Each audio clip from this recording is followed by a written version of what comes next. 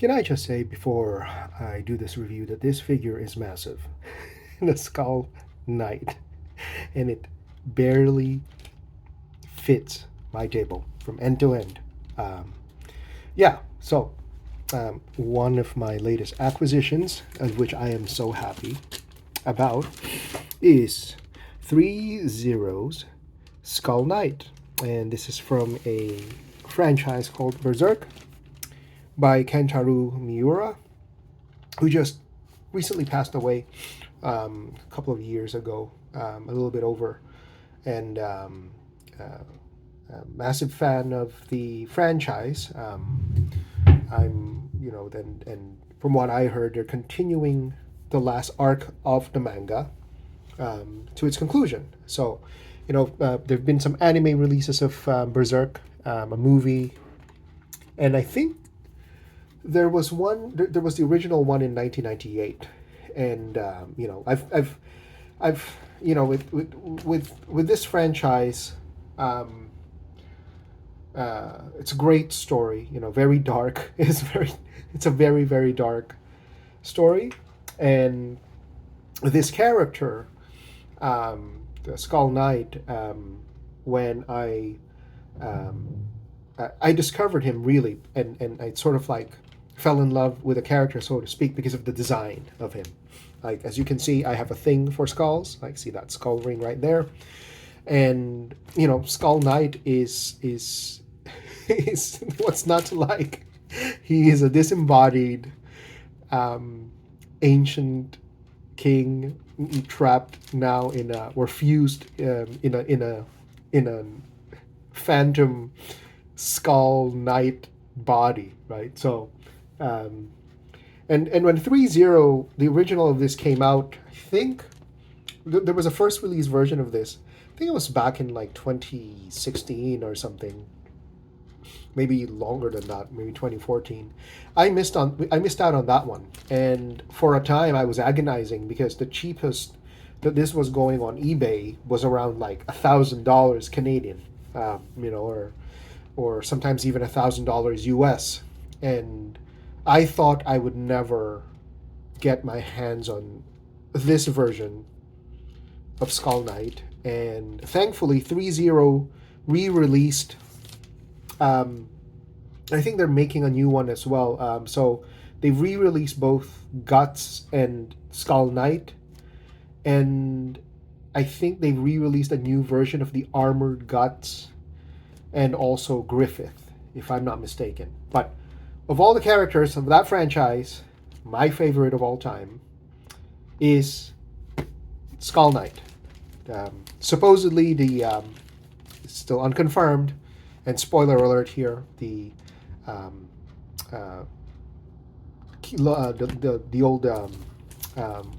King Geiseric of Midland. So anyway, yeah. So I'm just gonna open it up. I got this about 2 weeks ago.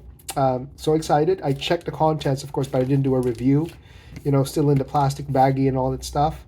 But yeah, I'll let's open it up and see what we have here. So first, let's talk about packaging. Packaging is simple. So at front, you have a picture of Skull Knight, of course, with the light effects on his eyes, because he does light up, with just the logo. And at the back, we turn him around, is also just like a full frontal picture. And I hope that this could be seen, the entire thing, because it's massive, wouldn't fit in my table, much less the periphery of my camera here, of the Skull Knight. And it's very simple. You have your sticker that this was licensed by Threezero. On the side, you have like the logo of, Skull Knight's logo is like the rose, with a thorn. Yeah, quite simple. And it's nothing more to expect. I think I just hope that a part of me just kind of wish that this is something that has like an open flap so that you could just open and see directly. But this is something that you need to basically open for you to see the figure. And as we open Skull Knight, I just had to move some of the stuff to the edge of the table here. There is a poster. It's a cool poster. It's kind of like a, it's not really a lining before the figure, but it's kind of like a poster. I don't know if this was also included in the first release. Maybe I should look at some other, but it is a poster. It's like a full-size poster of the guy from head to toe, of you know, of him with a badass pose, and with, you know, his cape flowing in the back. But of course, because it's just silver and black, you know, you don't see much. And okay, so now we have some instruction booklets on how to, I'm guessing it's how to assemble Skull Knight.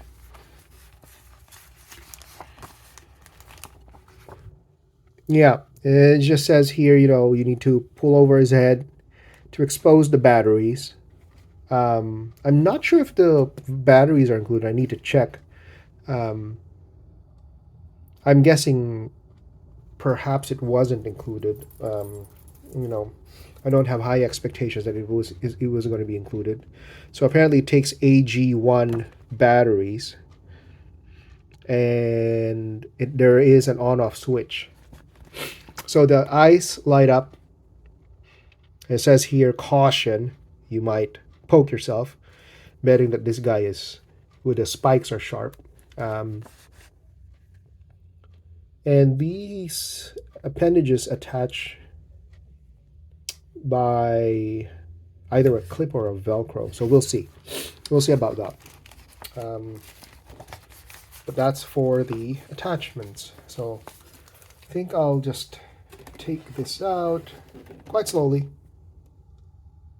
Okay, so again, this thing is massive. And you can see, damn, the spikes are really sharp. Like, you can do serious damage to your fingers if you're not careful about this. Like, this is not no joke. I mean, yeah, this can easily this is not for kids at all. Like, all these spikes are legit pointy.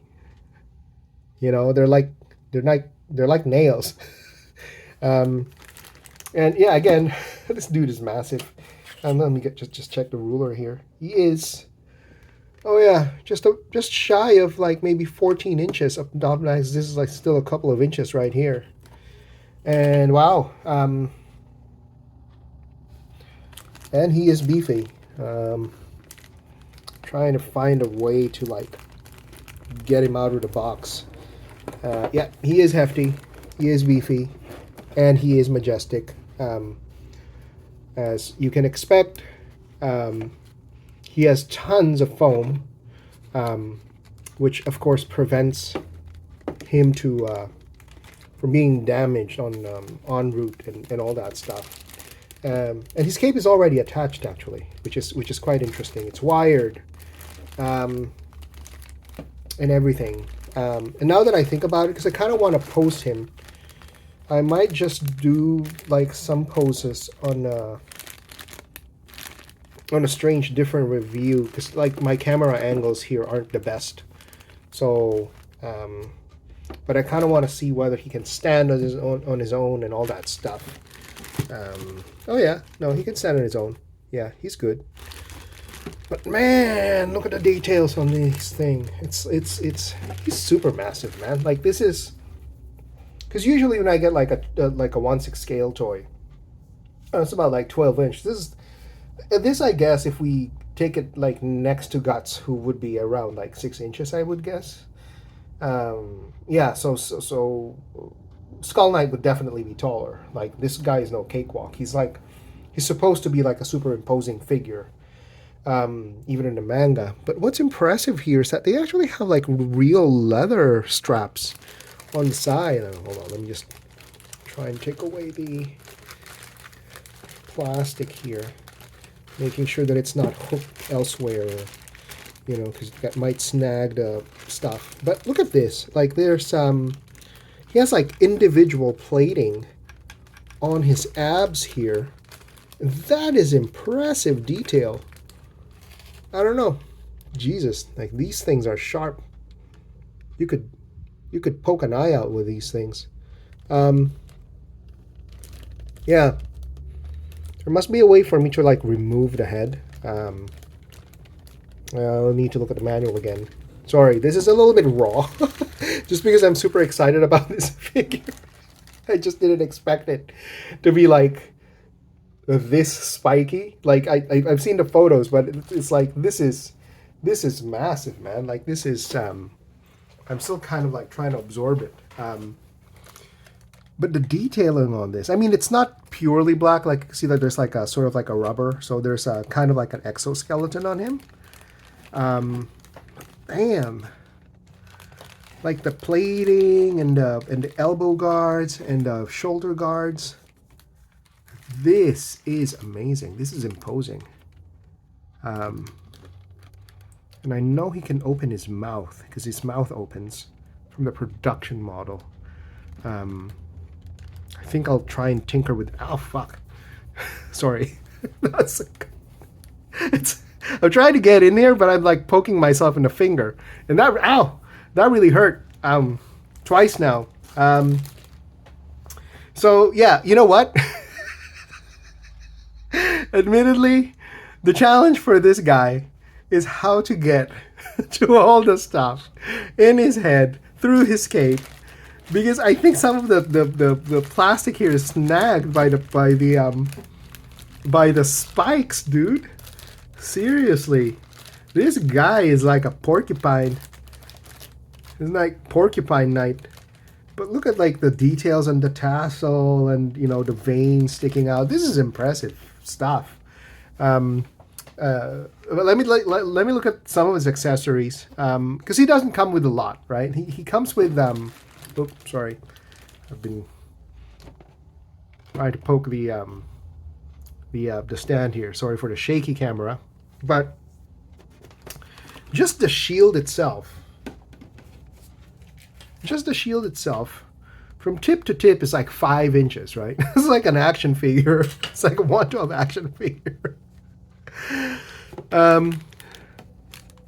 And just like the weathering and all that stuff. Oh man. The paint job on this, like the weathering, and it's consistent with the spikes and all that. That's impressive. That's impressive stuff. You're getting your money's worth. At first I was like kind of hesitant when this came out, because it was around $389, I think, Canadian. Taxes in and almost like 400. But now I'm seeing the guy. I mean, this is, for lack of a better word, this is a work of art, really. Like Threezero, this is well worth the money. Like this is, and of course, because this is the exclusive version. Sorry, I'm blabbering, and I'm pretty sure there are other better reviews out there. This comes with 2 swords. So the sword of actuation. The regular version, I think this was the one that came out with. Fuck, that's sharp. see that? I'm just like holding it and making dents on my fingers. When it first came out, it just came with a sword. Now the sword is plastic. It's not die cast or anything like that.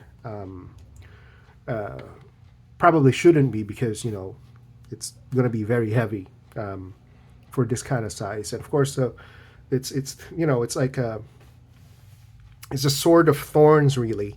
And you can see the detailing. There's like the coil here of the sword guard.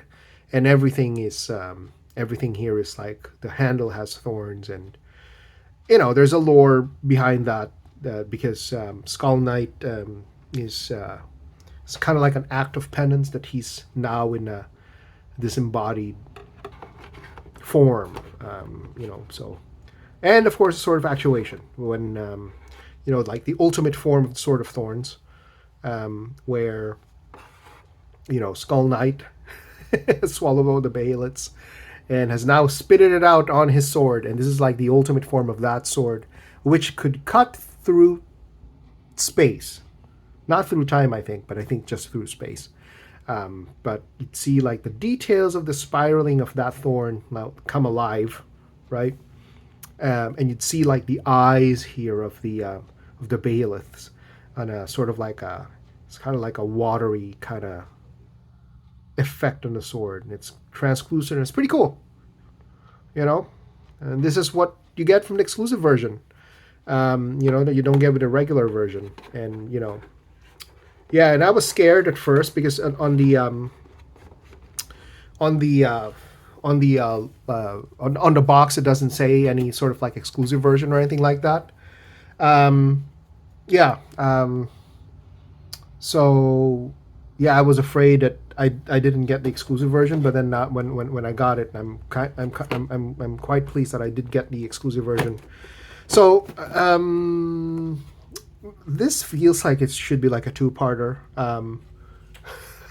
because I need to figure out how to get his head and not be poked by by his armor at the same time. You know, maybe I should start wearing like my garden gloves or something like that. But these, it's massively sharp. I swear, like what? Maybe if I get like a piece of paper, would poke it like, you know, like it's. But yeah, that's snaggy sharp, man. Like that's no. Yeah, let me see if I could do it with my hand skills here, because I kind of want to get that LED light going on, and to see whether there are batteries. But it seems like it's going to be a problem.